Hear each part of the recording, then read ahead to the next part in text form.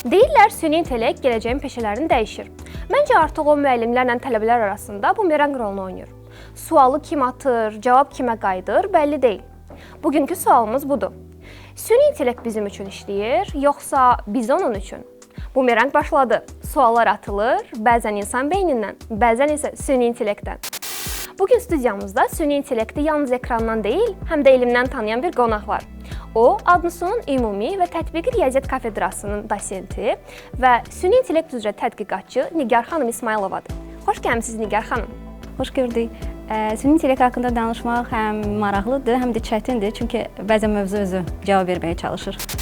Süni intellekt artıq tələbələr üçün şəkil çəkir, yazı yazır, hətta proqnoz verir. Bəs o müəllimlər üçün köməkçidir, yoxsa rəqib? Süni intellekt müəllimlər üçün də, tələbələr üçün də, tədqiqatçılar üçün də çox yaxşı köməkçidir. Lakin hal-hazırda heç bir qaydaların, qanunların, yoxlamaların olmadığı bir dövrdə süni intellektin tədrisdə bu qədər inteqrasiya olunması çox heyrətləndiricidir. Belə ki, yəni tarixdə çox az texnologiya var ki, hazırlandıqdan bir neçə həftə sonra birbaşa uşaqların, gənclərin istifadəsinə verilsin. Buna görə də düşünürəm ki, burada təhsil sektorunun qarşısında duran əsas məsələ əlbəttə ki, süni intellekt modellərini tədrisə inteqrasiya etməzdən öncə onların müəyyən meyarlar əsasında qiymətləndirilməsidir. Bu baxımdan bizim süni intellektin cəmiyyət üçün yarada biləcəyi problemləri aşkara çıxaran, bu problemləri minimuma endirə biləcək ekspertlərə ehtiyacımız var ki, bu ekspertlərdə əsasən süni intellekt etikası, etibarlı süni intellekt istiqamətində olan ekspertlərdir. Təəssüflər olsun ki, hal-hazırda tənliyimizin bu tərəfində olan ekspertlərin sayı çox azdır və əksər mütəxəssislər daha çox süni intellekt modellərinin imkanlarının artırılması ilə məşğuldurlar. Maşın öyrənməsi deyirlər. Amma bəzi tələbələr öyrənmə hissəsində çətinlik çəkir. Maşınlar bizdən daha tez başa düşür. Deməli, imtahanlara da gələcəkdə onlar girəcəklər?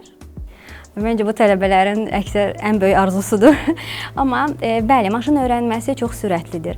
Məsələn, bir maşın öyrənmə modeli bir saniyə ərzində milyonlarla veriləni emal edə bilər və yaxud bir maşın öyrənmə modeli dediyim kimi bir kitabxanada olan mətn, şəkil, video tipli informasiyaları bir neçə saat ərzində emal edə bilər. Lakin buna insanın ömrü yetməz.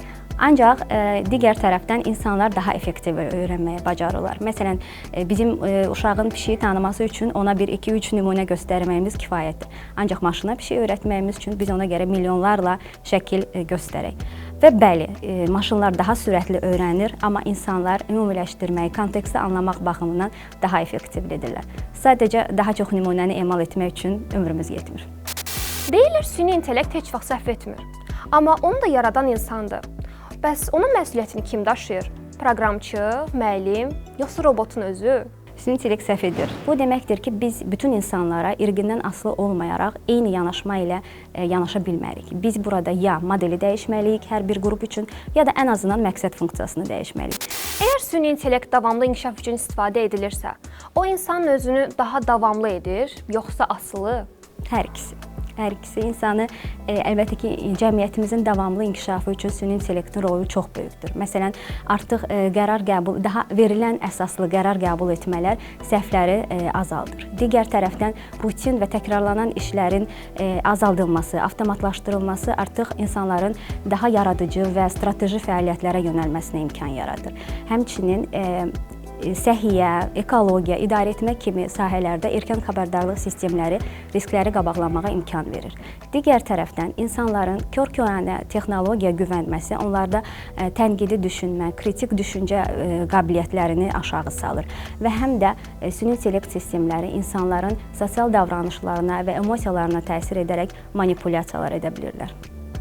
Buna görə də deyə bilirik ki, süni intellekt, əslində mən burada süni intellekti nüvə texnologiyaları ilə qarşılaşdıram. Necə nüvə enerjisi elmdə, sənayedə çox böyük irəliləyişlərə səbəb oldu. Həmçinin dağıdıcı silahların yaradılmasına da şərait yaratdı. Süni intellekt də, gələcəkdə süni intellektin inkişafı da məhz onun hansı dəyərlərə əsasən inkişaf edəcəyindən asılıdır. Əgər bu cəmiyyətin rifahı və insan potensialının gücləndirməsinə xidmət edəcəksə, dayanıqlı inkişafımıza böyük töhfələr verəcək.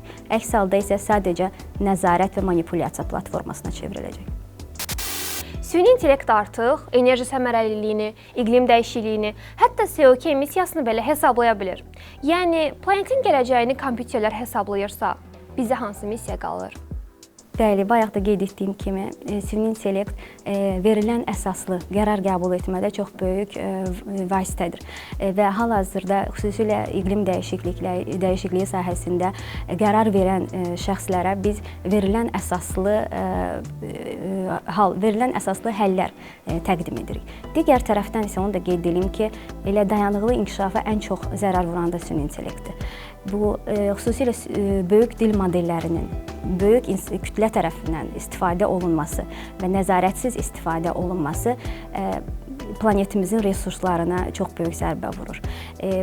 Bu yaxınlarda hətta OpenAI şirkətinin CEO-su Sam Altmanın bir çıxışında qeyd etmişdi ki, ChatGPT-yə çox sağ ol, zəhməti olmasa sözlərini deməyin.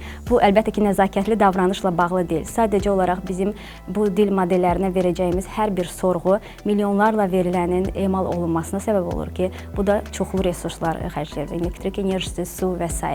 Mənim fikrimcə, təcili surətdə bu süni intellekt modellərindən və böyük dil modellərindən istifadə nəzarətə alınmalıdır. Əks halda planetimiz əldən gedəcək. Süni intellekt məlumatlarla işləyir. Bəs universitetlərdə məlumatlarla işləmə mədəniyyəti formalaşıbmı? Yoxsa biz hələ də copy-paste səviyyəsindəyik? İstər ölkəmizdə, istərsə də dünyada elmi tədqiqatla məşğul olan təşkilatlarda yüzlərlə, hətta minlərlə əməkdaş çalışır. Və bu əməkdaşları qiymətləndirmək, onların fəaliyyətini stimullaşdırmaq üçün elmmetrik göstəricilərdən istifadə olunur. Və bu göstəricilərin də geniş yayılması əlbəttə ki, bu göstəricilərdən sui-istifadə və manipulyasiyaların artmasına gətirib çıxarır. Məsələn, eyni nəticənin bir neçə mənbədən nəşr olunması, ehtiyac olmadan özünə istinadlar və yaxud istinad alış-verişi. Bütün bu hallar keyfiyyəti yox, kəmiyyəti artırır və nə ölkəmiz üçün, nə də cəmiyyətimiz üçün hansısa bir töhfə vermir. Bunun qarşısını almaq üçün həm həmin dediyim o elmi təşkilatlar, həm də bu elmmetrik bazalar, məsələn, Clarivate Analytics, Scopus kimi elmmetrik bazalar bunları mütəmadi olaraq izləyir və aşkarlayır və siyahılardan jurnalları və yaxud həmin o tədqiqatçıları qara siyahılara atırlar. Və burada da ən yaxşı vasitə yenə də süni intellektdir, həmin bu halların qarşısının alınması üçün, aşkarlanması üçün. Əgər gələcəyin dili kodlaşdırmadırsa, onda müəllimlər də Python kodlaşdırma dilində danışmalıdır? Əslində, hal-hazırda texnologiyanın inkişafı sahədədir ki, biz maşınlarla belə təbii dildə danışmağa çalışırıq. Və məsələn, bunu biz böyük dil modellərindən istifadədə görürük. Lakin daha mürəkkəb prosesləri idarə edən maşınlarda təbii dilin danışmaq da özü böyük bir problemlərə gətirib çıxara bilər. Niyə? Amma bir tərəfdən əlbəttə ki, insanların mürəkkəb sintaksisə malik olan dilləri öyrənməsinə sərf elədiyi zamanı azaldır. Digər tərəfdən isə təbii dilin, bu cür sahələrdə təbii dilin istifadəsi müəyyən anlaşılmazlıqların yaranmasına səbəb olar ki, bu da ki, çox ciddi və təhlükəli nəticələrə gətirib çıxara bilər. Süni intellekt bir gün müəllimlərin yerini tuta bilərmi? Yoxsa müəllimlər elədir ki, onların update ehtiyacı yoxdur? İndiki dövrdə daha çox müəllimlərin update ehtiyacı var. Xüsusilə texnologiya sahəsində, bizim sahədə çalışan müəllimlərin. Amma hal-hazırda bu əslində daha başqa bir istiqamətdədir. Yəni artıq müəllimin rolu biliyi ötürmək deyil, daha çox tələbələrin və yaxud şagirdlərin onların emosional zəkasından istifadə edərək, empatiya hisslərindən istifadə edərək onları motivasiya eləmək, onların istedadlarını düzgün istiqamətdə yönəltməkdən ibarətdir. Və bu baxımdan əslində hal-hazırda müəllimin funksiyası biraz dəyişib. Niyə? Çünki artıq bilik əl çatandır. Hər kəs istədiyi biliyi əldə edə bilir. Digər tərəfdən isə özünə öyrənə bilən tələbələr həmişə olub və onlar üçün bu daha asan prosesdir. Amma yenə də bəzi xüsusi yanaşma tələb edən tələbələr var ki, onlar üçün əlbəttə ki, motivasiya etmək bacarığı, onlara lazım olan şəkildə yanaşma çox önəmlidir və bu artıq müəllimlərin update texnologiya deyil, bu istiqamətdə getməlidir və yeni nəsillə danışa bilmək, yəni yeni nəsil artıq süni intellekt nəslidir və bu nəsilə düzgün yanaşmanı necə təyin eləmək də çox önəmlidir ki, müəllimin əsas funksiyası hal-hazırda bundan ibarətdir. Sizcə süni intellekt bizi daha ağıllı eləyəcək, yoxsa daha tənbəl? Bunun üçün MIT Universitetinin son tədqiqatını göstərmək istəyirəm nümunə olaraq. Onlar deməli 54 nəfərin üzərində tədqiqat aparıblar. Onları 3 qrupa bölüblər və hər birinə bütün qruplara eyni məsələni tapşırıblar. Yəni esse yazmaq.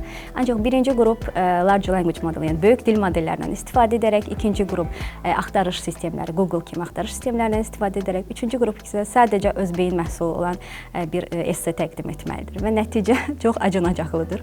Belə ki, xüsusi böyük dil modellərini istifadə edən qrupda olan şəxslərdə beyin əlaqələri çox zəifdir. Bundan əlavə onlar 4 ay təcrübədən sonra bu təhsil əslində daha çox esse tapşırılıb yox, onların bu şəkildə öyrənə bilməsi araşdırılır. Və nəticədə 4 ayın sonunda böyük dil modelləri istifadə edən şəxslərin həm motivasiyası, həm onların psixoloji vəziyyəti, həm də ki tənqidi düşünmə qabiliyyətləri çox aşağı düşür. Hətta onlar öz yazdıqları, hazırladıqları esseni belə izah etməkdə, onu əsaslandırmaqda çətinlik çəkirlər və burada əlbəttə ki, çempion öz beyin məhsulunu istifadə edən şəxslər içərisində olub. Əgər gələcəyin universitetləri süni intellektlə idarə olunacaqsa, sizcə dekan kim olacaq? İnsan, yoxsa algoritm? Bizim sevimli dekanlarımızın heç bir texnologiya əvəz eləyə bilməz. Mənim fikrimi soruşsanız deyə bilərəm ki, yaxın gələcəkdə nə həkim, nə müəllim, nə polis kimi insan həyatına bilavasitə təsir göstərən, insanların sağlamlığına, psixologiyasına, həyatına bilavasitə təsir göstərən peşələr süni intellekt tərəfindən əvəz oluna bilməz. Çünki yenə də gəlirik məsuliyyət məsələsinə. Əlbəttə ki, bu demək deyil ki, insanlar səhv edə bilmirlər. Süni intellekt də səhv edir, insanlar da səhv edir. Sadəcə olaraq insanların səhv etdiyi təqdirdə onların məsuliyyətə cəlb edəcək bir qurumlar, qanunvericili orqanlar var. Amma süni intellekt istiqamətində hələ ki bu inkişaf edir. Bir sıra ölkələr bu təşkilata qoşulublar. OECD təşkilatı burada süni intellekt istiqamətində verilənlərin emalı istiqamətində qanunvericiliklərin hazırlanması, nizamnamələrin hazırlanması istiqamətində xüsusi işlər görülür.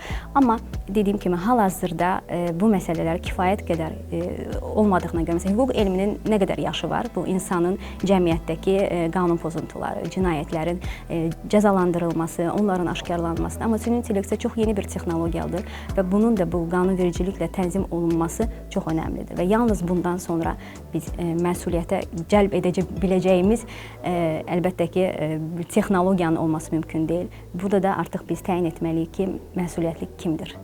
İnsandır, proqramçıdır və yaxud onu istifadə edən şəxsdir. Məsələn, mən süni intellekt eksperti olaraq deyə bilərəm ki, mən yaratdığım modeli kimsə istismar üçün verdikdə ona müəyyən bir dəqiqlik, müəyyən bir göstərici verirəm. Məsələn, deyirəm ki, 98% mənim modelim düzgün işləyir.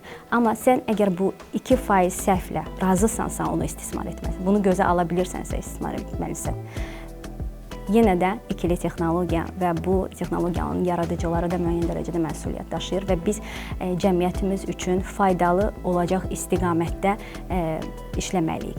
Və fikrimcə onu da düşünürəm ki, bu yalnız süni intellekt yaradıcıları deyil, həm də süni intellekt istifadəçiləri süni intellekt etikası və etibarlı süni intellekt istiqamətində maariflənməlidirlər.